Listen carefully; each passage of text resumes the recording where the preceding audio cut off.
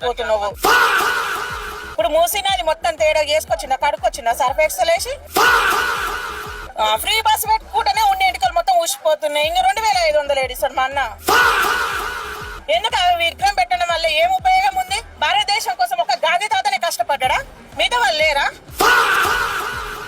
తెలంగాణ కోసం, తెలంగాణ ఉద్యమాల కోసం ఎంతో మంది కాల్చేతులు ఇరగొట్టుకున్న వాళ్ళు ఉన్నారు. వాళ్ళకి ఏమని అవే పైసలు ఎందుకు కట్టుకుంటారు? ఇప్పుడు నీకు నచ్చని పిల్లని చేసుకో అంటే చేసుకుంటావా చెప్పు? ఇప్పుడు నాకు నచ్చింది ఓ పిల్ల చేసుకోతా అమ్మే అంటే నువ్వు చేసుకుంటా? నాకు నచ్చలేదు నేను చేసుకోను అంటావు. ఎందుకంటే అది నీ ఇష్టం కాబట్టి.